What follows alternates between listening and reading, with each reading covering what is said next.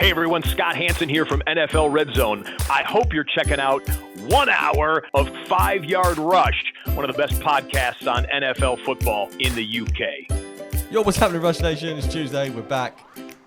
Man, oh man, Thursday's guest just had the show doc dropped into my email. Cannot wait. If you're a fan of Dwayne McFarland, hold on to your hats, it's going to be a good one. Big man. It's not Dwayne McFarland.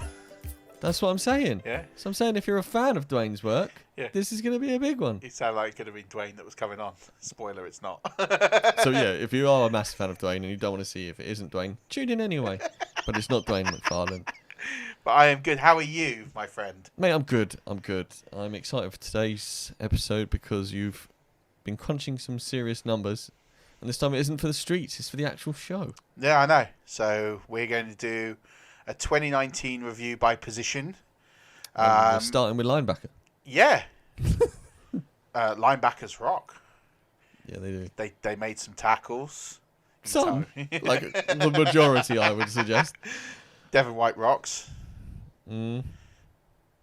Yeah, there's some good linebackers. It's a good game. But we're not starting with No, linebackers. We're starting with the most important position in football, and that's Kicker. the quarterback. How dare you? How dare you? You left it open there. Yeah, quarterbacks. It's going to be fun. So we're going to do a few of these pods. Probably. It might be in a row. There might be a couple of weeks in between. We're breezy. It doesn't matter. It's the off-season, baby. It's the off-season. We've got so much time to cover this, but we thought what we'd do is we would look at quarterbacks. We'll look at the top 24, so we're not going to cover Mitch Trubisky or Sam Darnold or all the random QBs that made a few games like Rudolph or... Joe Flacco? No Flacco. Damn. Unfortunately, Locke didn't make enough games. We're looking at the top 24 scoring quarterbacks. Matt Stafford just missed the list due to injury because he only played 8 games. So top 24 scoring quarterbacks last season. And we're going to just dig a little bit behind the numbers around how they performed, looking at the types of games they had to take away some insight, looking at 2020 to identify potential breakout candidates, players that we should be fading, and then going through some of our bits and pieces. 100%. Before we get into that, I'm going to do a BBC. That's a TV channel for those listening. Not, I suppose everyone in the world knows who BBC Everyone is. knows who BBC is. Yeah, because BBC News is the only channel you ever get anywhere else but Britain if you go on holidays. Oh, what should we watch? Oh, that's French. That's German. Oh, there's BBC News. Let's put that on and watch the same stuff every hour for 24 hours. Sounds great. Yeah, so I'm going to do a headlines thing for the news. Murf and I did say before that we weren't going to do it, but I feel that headlines is important. Yeah. So I'm going to drop the headlines. That was like the old version for the printer. Yeah, I think you needed a higher pitch. Yeah. You know, like more beep, beep, beep, beep, beep, beep. That's the one. I'm setting you up. There you go. Those who know me know I love a sound effect.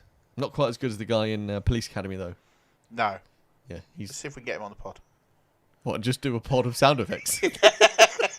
Why not? I'll cue him up and he can like make some noises. But, That'd be amazing. Yeah, so the news is brought to you by our new presenting sponsor, and that's helmethouse.co.uk. Yeah. Very excited to have these guys on. They've been killing it for a while. They're sponsoring the Sheffield Giants next season as well. Yeah, they are. Legit. So they are responsible. We were saying how we've bought, you can see the jerseys here in the background. These have all come mostly from Pristine Auction. And Pristine Auction's great. We're not knocking them. But you can pay X amount for the shirt itself, and then you end up paying twice as much again for the shipping, taxes and the shipping and the imports and all of that, and you wait ages for your item. Well, helmethouse.co.uk have some legit fire items on there. Signed Patrick Mahomes helmets and all sorts. They do some really cool stuff. They donate a lot of money to charity as well. And we're really pleased to be partnering with them. They only have a select couple of partners they work with. They have selected us. We've selected them. We're looking forward to doing lots with them in the season. But in the short term, they've given us a code. It's 5-Yard Rush. You can get 5% off anything that they sell, which, you know, we're talking about items here that go a couple of hundred, 300, 400, 500 pounds. So we're talking about significant discount here, yes, sir, given some of the items. And all of them are from legit sources.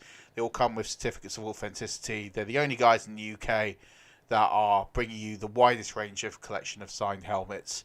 So go check them out. They have a Facebook group you can go and join. They do loads of videos. They're doing some fantasy leagues. They're doing all sorts of stuff. They do loads of giveaways. So at the very minimum, go check out their site and go check out their Facebook page, because Wayne and company there are brilliant. Tell them we sent you as well, because we have a good relationship with them. But also they do lots of videos and all sorts. And you might recognise some of the logos in their videos as well.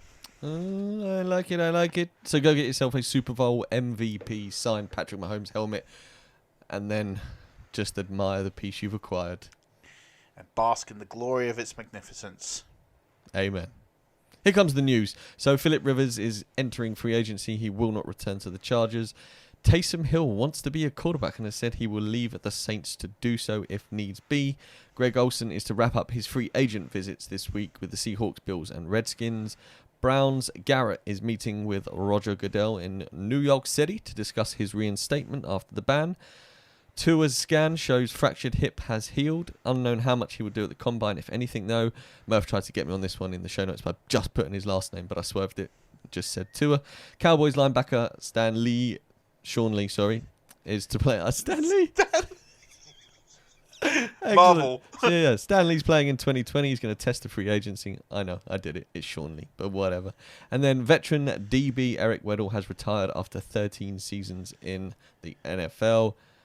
He's got good beard game, that boy. He does. His retirement picture of his Rams jersey was a bit superhero Stanley. See, I knew it was there. Yes, what a good one, Stocks. And then, last but not least, the Jags are going to play 2 games in London in 2020. I think I mentioned that last week.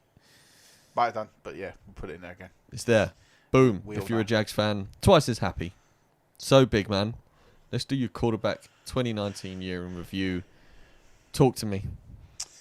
So, we took the top-rated quarterbacks from Fantasy Pros. We looked at the top 24. We split them obviously into the top 12 and the bottom 12. So your QB1s and QB2s. Correct. So why don't you read out the names who finished as QB1 last year, and then we can do some analysis based on those names. So the names from the season just gone, yeah? From the 2019 season. Okay, cool. When you said last year, I thought he's throwing another curveball here. No, the 2019. It's last season. We're in 2020. I'm facing a 2-0 count. Murph's got me here. No, I got you. So in at 1, obviously Lamar Jackson. Scored 421.68 fantasy points through 15 games and averaged 28.11. That's pretty good going. Yeah, so it's worth noting with this, we took out the Week 17 scores, or lack of them. Most leagues play to 16 weeks. We advocate that, so we're ignoring anything in Week 17 as irrelevant, because some people elevated their scores that they shouldn't have. Mm-hmm. So we didn't really want that. Just wanted a true reflection of the season. So that's why we're saying 15 games, because we're not counting the 16th game, although Lamar didn't play a 16th game. That makes sense. I was trying to think, Lamar missed a game. What did he miss?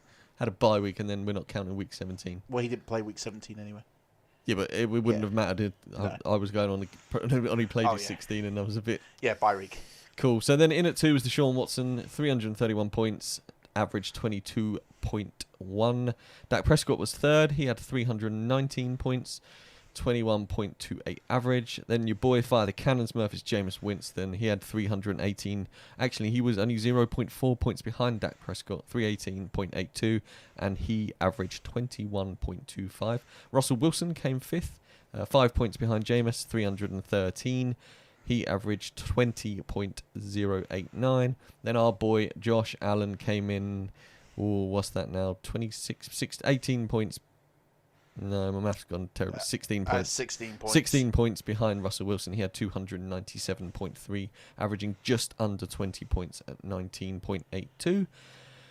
Number 1 overall pick, Kyler Murray, came 7th with 282 with 18.82 picks. Patrick Mahomes, after missing a few games, he only played 13. He had 279.98, just outside the 280 mark. He averaged 21.54 points per game, but did miss a few. Matty Ice Ryan came 9th. He had 266.82 points and averaged 19.06 and only played 14, so missed a game. Carson Wentz, 10. He scored 265, so even with Matty Ice missing a game, scored more than Carson Wentz. Carson Wentz did have 265.8 points, averaging 17.7 a game. Aaron Rodgers is in at 11 with 262.3, averaging 17.4. And then Tom Brady broke the QB1s with 255.8 points and an average of just over 17 at 17.06. Yeah, so we're going to break this into two halves to glean some information from that. First of all, the standoff is that Lamar Jackson was 90 points clear in first place from Deshaun Watson. He was in a complete tier and league. Playing a different game. Yeah, playing a completely different game. And we'll talk and break down about how those sort of games broke down from a fantasy perspective a little bit. But the key things to look at is you kind of got a couple of tiers here. So you got from Deshaun Watson to Russell Wilson. So that's 2 to 5. The gap to that was 18 points. Mm-hmm. It's not a massive amount. Dak and Jameis, as you mentioned, was only 0.4 of a point. Very fractional difference. Russell Wilson, 5 points back from Winston, 5.5 points. So really small margin. So you kind of got these little pocket tiers. So Lamar Jackson, big gap.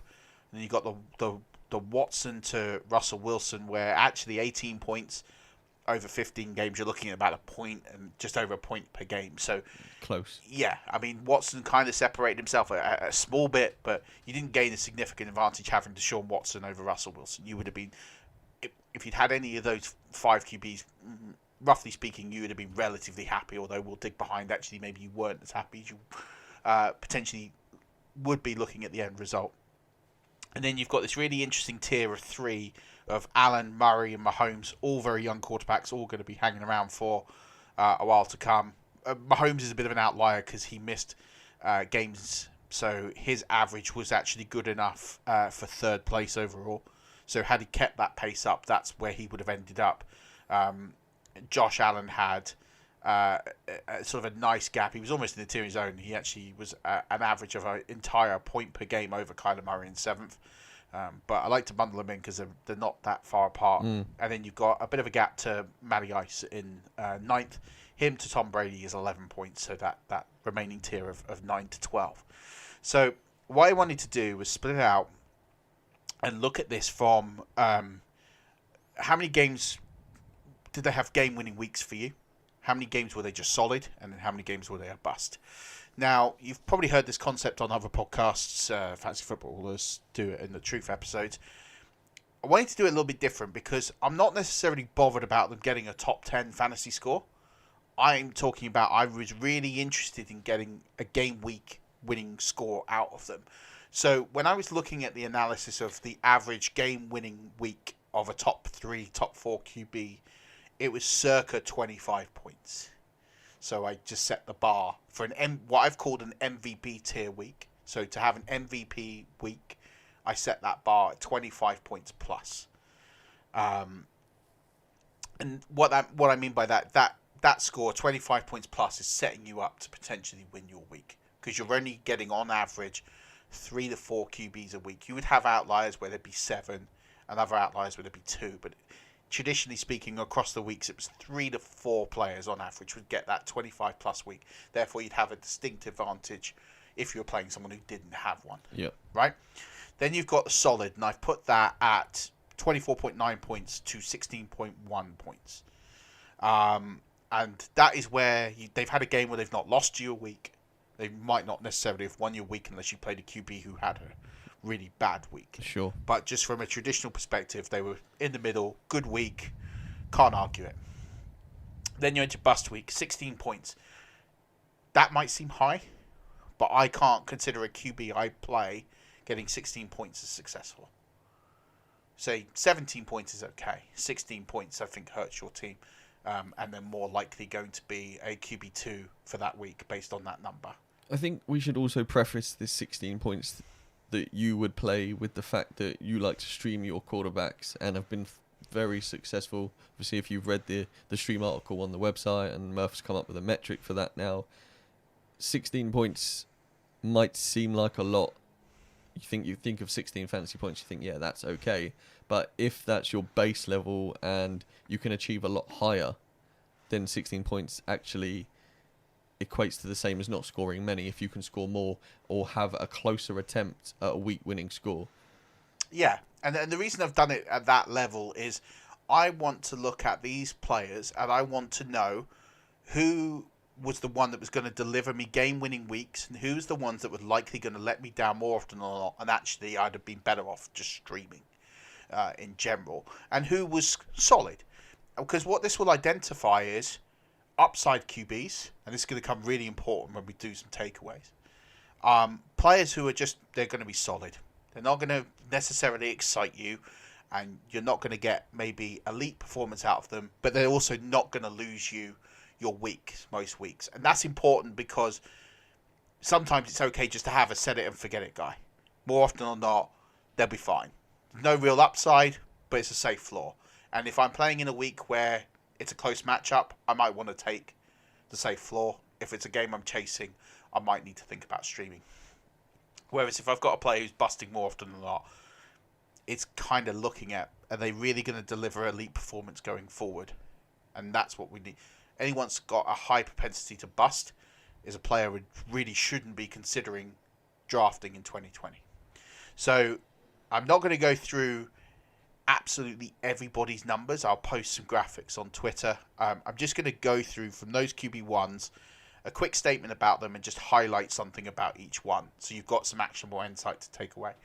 Otherwise, it's me reading a lot of numbers and it's potentially a little dull if you don't have the numbers in front of you, right? So I do, they're just here.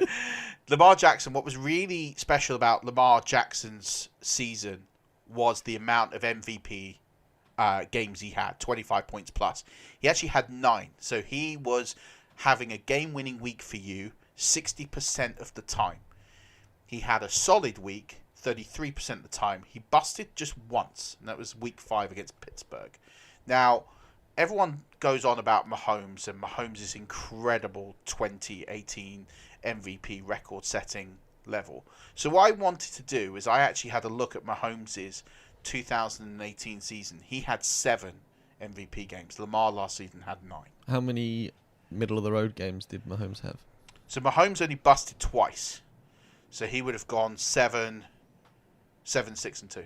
So based on that then, what Lamar did last season was, yes, he beat Mahomes' overall fantasy points, and not enough noise was made on, in my opinion, on that as it was. Yeah. Because I think people see, actually, I can't say that because Patrick Mahomes has just won a Super Bowl and he's going to be generational as a quarterback. But Lamar Jackson beat Mahomes' fantasy target points, and not a lot of noise has been said on that. And then he actually had more MVP games, less bust games in doing so as well. Yeah, and I think that's the real key thing is he's realistically going to be the number 1 quarterback in fantasy football next season from a ADP perspective. Some data I'm seeing has him in the mid-second, maybe even high second round. Now, there is going to be some regression you're going to have to build into this model. But ultimately, when you're taking Lamar Jackson, the thing that you're going to get is a guy who can potentially win you weeks 60% of the time. And that's a huge draw. And we talk about not taking the QB early, and we put all the science behind it. There's going to be regression baked into these numbers, and that's something you're going to have to factor in, and something I'm going to look at really deeply. I don't have an answer right now as to where that regression could potentially come from. But if he keeps those numbers relatively similar, 8, 9 MVP games, I think anything north of 7 is incredible. If you think that was Mahomes' bar in 2018, best fantasy season ever, he had 7 MVP games. If he shifts 2 MVP games and goes into solid, he's still going to be worth a high value draft pick potentially. It's just how much is he going to regress? That's the real question. But ultimately, because of his rushing ability, he's not going to bust very often. I was just going to say that. Do you think his regression goes from MVP and doesn't slide all the way into bust? It almost has a buffer point at middle ground because of his legs. So it's just how much. If you're taking away what will stand him out is how many MVP games he will have. If he's still at the 7 mark, he's going to be worth maybe that third round pick. You will be satisfied with what you get as a return there because they're game winning weeks. Provided that there aren't too many QBs that are putting up a similar number, and we'll go through how many others got anywhere near 7. It's just, if it drops to 5, that's where, if it's too much regression, the one thing you'll get is safety with Lamar Jackson. I can't see him having many bust games. He might go from like 1 to 2, maybe 3. But ultimately, you know what you're going to be getting, which there is some security in that. But it's what you're giving up in the opportunity cost for that. A high second, and you're giving up potentially ADP data off the top of my head, a potential league-winning running back, like a Nick Chubb or. I mean, this year you say he was an early first. You say that there was a possibility for that. Yeah. You could have given up Michael Thomas. Yeah. In leagues, Michael Thomas slid to the middle of the second round. Absolutely. And I know who I'd rather plug in at a slot that I need in. And that's something you've got to consider, what the opportunity cost is there. In the third round, that's something that you might be open. If Lamar Jackson's on the board, given this kind of data, the amount of MVP games he has and the solid floor he has versus the very relatively low bust levels. He was the only QB with 1 bust game. Everybody else had at least 2 or more. And that's important. Even Mahomes himself had more than that in his MVP level season. So there is some security what you get in there, and that's what you're paying the cost for. Not just the elite league-winning weeks, but actually the security of what's in the middle there. Knowing that your QB is going to get a minimum of 16.1 points upwards is an important statistic, because you know he's not going to lose you a week. Whereas all these other guys in the top 12, with the exception, I would say, of one other player, maybe 2, they're going to lose you quite a few weeks. And it's just how many of those losses can you afford to have? So that's why I thought it was really interesting to dig that out in something that what he did last season was just purely incredible. I'd like to go back through the history of archives and see if any other QB has ever done that. I don't think so, given the amount of points scored, but it'd be interesting to see. But that would take a lot more time than I had for this exercise. The next player on the list, unless you have any... No. I was just going to move on to the next player. The next 2 players on the list are interesting numbers-wise. They're quite polarizing as opposed to each other, aren't they? Yeah, and do you know what? It really set my mind as to which one of these QBs I would rather have next year. It's really solidified it, provided that their situations remain relatively the same. I hope we're talking about the same player. Well, Deshaun Watson put up 7 MVP games. So he won you 7 games potentially, 25 points plus. But he also cost you 5. So there was no real security with Deshaun Watson. No, it was definitely boom or bust. He was boom or bust. 46.67% of the time he was an MVP. 33% of the time he was a bust. He had 3 games where he was in the middle, 20% of the time. And that is the kind of risk you have with a quarterback like that. You can't argue he didn't have weapons. You can't argue he didn't have everything in his arsenal to potentially become... They strengthened that O-line. They went out and got a secondary wide receiver in Kenny Stills for him. Plus he had Fuller. Plus, and I know these guys got injured and etc. But he had weapons. He had 2 running backs he could lean on to pass the ball. He had 2 tight ends in that scheme. But he still busted 5 times. And that's a really high rate. In fact, the only guys in the top 5 that were near that were Russell Wilson, who got 5, and Jameis Winston, who got 6, which would be no shock to anyone. But that next tier down, the Allens, the Murrays, and the Mahomeses, even Matt Ryan didn't bust as much as that. It was just what saved him, and the reason he's the QB2 is he had those game-winning performances. But if you can't predict when they are going to be, is he really going to be worth the price that you're going to pay? I mean, he's looking likely he's going to be the 3rd, 4th, or 5th QB off the board in drafts.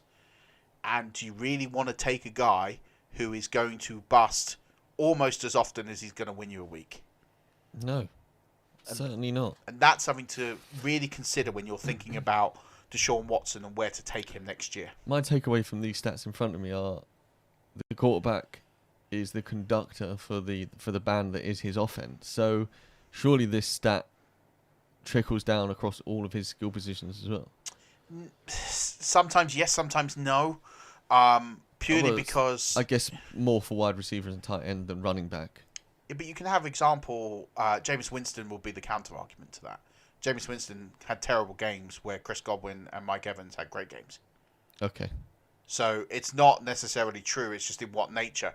Lamar Jackson's bust game is where he threw 3 INTs. So the skill position still benefited a little bit, although he only threw for 200 yards. There was still some benefit to that. I'm willing to believe when Deshaun Watson had a bad game, Nuke also had a bad game. And that's something when we get to the wide receiver episode in a few weeks' time, we can dig into that more. I think that's going to be close to... And sometimes there's a reason why they bust, right? Sometimes it's certain players went down. And when we come to 1 or 2 players, I can explain a little bit around where they potentially fell off or improved due to that. There wasn't a distinct trend with Watson other than we knew that he was worse in the side when Fuller wasn't in the team. And that's one thing that's correlated. The depth of target was down, the lack of willingness to throw the deep ball. But that doesn't necessarily explain why he's busting. It might explain the lack of MVP games, but he still had 7, which is, again, that equaled what Mahomes did last season. But that doesn't explain why he's busting. That will just explain why he would have a cap in those MVP games, why he's not going over the top. Yeah. So the other guy in this conversation is Dak Prescott. Now, Dak Prescott had 4 MVP games, but he had 9 solid games, and he only busted twice. So 60% of the time he was solid. Which is solid. Yeah, it's right down the middle of the road. It's maybe unexciting. It's maybe nothing that's going to make you jump out of your seat. But Dak Prescott wasn't costing you games in the season. If you started him every week, you weren't losing your weeks. You weren't losing your fantasy games because of Dak, unless you were playing Lamar Jackson, potentially. That might be the only example. But he produced enough every single week, barring 1 or 2, that gave you the confidence to start him every week. If you had Dak Prescott in your team, you weren't worried about the waiver wire for quarterback. You weren't streaming. You had someone who was delivering consistent numbers week on week. And there was a value in that.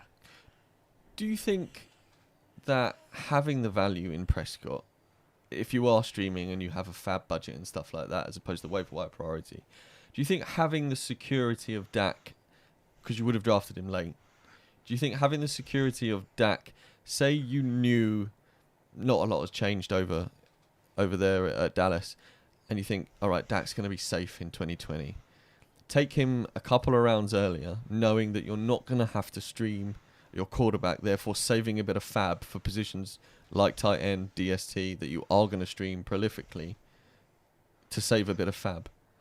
Potentially. I think it depends on the format you're playing in, the league you're in, and how high a price you're going to have to pay. Do I advocate taking Dak Prescott in the 5th round? No, because he's not going to give you the match-winning performances of potentially a rookie that you can get in the 5th round. You might get Jonathan Taylor, depending on landing spot in the 5th round, right? You think of players that went in the 5th round last year. You were getting Chris Godwin early on in drafts, who would have been a potential league winner for you over Dak Prescott. There's going to be potential league winners in the 5th round of drafts. So if taking Dak Prescott in the 5th round to get that security, I would probably say against it. Would I advocate taking Dak Prescott in, say, the 7th or 8th round if you filled your positions? Potentially, that might be an avenue you think I can save my fab budget in that sort of price range and think there's a value to taking Dak Prescott there, knowing I'm going to get this X amount of security that I can start him most weeks, barring bye week or injury, and he's not going to cost me a fantasy championship. The one thing is that it's those 4 MVP games. It's good. It's not elite number. It's fine, but it's what every other quarterback barring the top 2 is. And there's always someone that's going to rise from the pack of those remaining players that will potentially rise up. And there's a couple of names that we can give looking at this data later on. So there might be looking at those guys and thinking, do you want to gamble on the upside? And you might want to do both. So maybe you say take a Dak Prescott and then take a guy I'm going to mention later on and have him as your insurance, so that you've got the combination of safety plus upside. And then if upside booms, boom. Then my favourite combination last year of quarterback selection was taking Jameis Winston and Lamar Jackson. And what an option to have. Jameis Winston played pretty well. He Yes, he had some bad weeks. Lamar Jackson took off pretty quickly. Didn't have to worry about it. So that combination worked out really well. In fact, I could end up trading Jameis or cutting him or doing whatever I wanted. And I've got a good asset there to trade because he was putting up numbers whilst I had Lamar Jackson. And that's it. And if you can find that kind of combination, you're laughing. And Dak Prescott could be a very key part in that equation. Yeah, I like that. Cool. So fire the cannons, Murf. In at 4 is Jameis Winston. I mean, what would you expect other than the fact that he was pretty much all over the show? 25% or 26.67% of the time he was an MVP level, so same as Dak. He had 4 MVP games. He had 5 solid games. He had 6 bust games. It's worth noting that he absolutely busted in the fantasy playoffs. He was absolutely dreadful. Now, some of it could be injury related. Some of it could be scheme. Some of it could just be that he just lost it under pressure. Whatever it is, right? Ultimately, the 6 bust games didn't pan out well for him. But what's interesting when I broke this down game by game was the end and the beginning bad, the middle incredible. So it was just something about the beginning of the season, end of the season just wasn't very good. But everywhere in the middle was, for the most part, pretty good. If I took out week 1, week 2, and week 15, week 16, he actually only busted twice. And then the rest of it is the 4 and the 5. So it was just the beginning, it bookended, which is fascinating in its own right. But ultimately, he is what he is. He will put up weeks where he will win you weeks, but he will also cost you weeks. He is the perfect example of a quarterback that can be brilliant and has that amazing upside, but also has the potential to throw it away for you. So a Dak-Winston combination could be quite a good pairing next season if you could get both, depending on the price you're willing to pay on that. Maybe Winston, because I still think Winston's price, barring these results, will still be low. I still think you'll get Jameis Winston in the 9th, 10th round next year because people will be scared of 30 interceptions. 100%. So I think if you got Dak Prescott in like the 8th and Winston in the 10th, I think that's a really good combination for next season because you've got the potential boom guy and then you've got the safety. And barring your matchups and playing it, you could be really smart in having that combination of safety and boom. You might not want to go with Winston. There's other guys you can go with that potential upside flair. But he is a player that is going to cost you weeks if you start him over 16. But he's a player worth having on a roster because of what he can deliver the other side. Russell Wilson, ironically, had very, very similar numbers. The only difference between Winston and Russell was that Russell Wilson had 1 more solid game and 1 less bust game. But they're the same amount of MVP games. That's mad, isn't it? When you put the two next to each other and you say who had more of each X, Y, and Z games, you would not have suggested that it was flipped by 1 game across the whole thing. 1 game across the whole thing. So you think Russell Wilson was in MVP conversation and Winston was, they were making mock documentaries about him, 30 for 30. And yet Winston not only ended up with more fantasy point totals over 16 games or 15 games that they played, but actually the only difference between them was that Winston had 1 more bust game. And then what's also funny in that is Winston still with that number going the other way against him, still finished ahead. So that tells you that when Winston produced a game, it was a big game. It was, we're talking a 38, 40 point week. Wilson didn't deliver that. If he got 25 plus, it was maybe 30. Which was it's still a game winning week. But he's not getting you the really high big weeks that Lamar Jackson, Watson, those guys were getting. So the real key funny thing is when I was looking at this is that most of Wilson's big weeks came in the first 6 games of the season. That's when he was on fire. And his production dropped off massively when Will Dissly got injured. So much so he only had 1 MVP game after week 6. Oh, Montana strong. And that was against Tampa Bay. And that was when they threw to Jacob Hollister. Yes. Right. So that was the only time after week 6 that he had an MVP game. So the rest of the time after week 6, he was just average or poor. From a fantasy perspective, I'm not going to talk about his gameplay. So that's something. So Russell Wilson needs a productive tight end in order to have MVP level games. So if they do not address the tight end position in free agency and they go into the season with a seriously injured Will Dissly, who's probably not going to be ready for the start of the season, and Jacob Hollister Russell Wilson is a guy I'd be moving down my board. I like it. So that's something that you will need to watch in the free agency, in the draft, even draft. We know draft rookies don't really move the numbers all that much. So at tight end, so be really, really careful with Russell Wilson because he is someone that performs much better with an effective tight end than not having one, regardless of DK Metcalf and Lockett, etc. He needs that guy over the middle to have those MVP games. So Russell Wilson, come draft season, comes with a prefix. If he doesn't have a tight end, you don't draft him. Draft him if you get a value. If he's there in the, because of the safety of his floor. Normal ADP cost. Correct. If you're getting him in the 10th round, then he's worth having. But I feel like his price will go high because he's Russell Wilson, and I think he could be QB5 off the board. And I just, without a tight end, even with a tight end, I'm not overly interested. Without a tight end, I'm really out at that price. I'll stick around and I'll get a later guy, like potentially the guy we're going to get onto next. Talking of the guy we're getting onto next, I think Facebook knows that you and I are Josh Allen fans, Murf. Right. Because I get cookies come up from NFL Europe with the Josh Allen jersey every day. And I'm going to be heading over to NFL Europe, hitting the shop, and I'm going to be adding the code 5yard rush to the discount for my 10% off. So Rush Nation, if you do want a jersey of Josh Allen and you're a fanboy like us, or if it's anybody else from the upcoming draft and to get the player you want, head over there, plug in the code 5yard rush for 10% off. I'm going to do it, Murph. I'm going to get a Josh Allen jersey. Love it. And why not? Josh Allen was QB6 on the season. Now, he had very few MVP games last season. He only had 2, which is 13.3% of the time. What he did, which no other QB did, was he had 10 solid games. So 66.67% of the time, 2/3 of the time in the season, he was just solid. Boom. Now, we talked about the value of safety with Dak Prescott.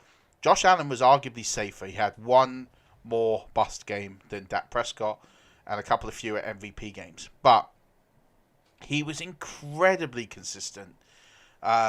For a late round guy, probably going undrafted in times, in certain drafts, yep, or very late, there is a value in a guy like Josh Allen. Now, what doesn't come as a surprise? Again, he's a rushing QB. So therefore, he gets you 30, 40 yards on the ground. That's 3 to 4 points. That is what takes away his bust games.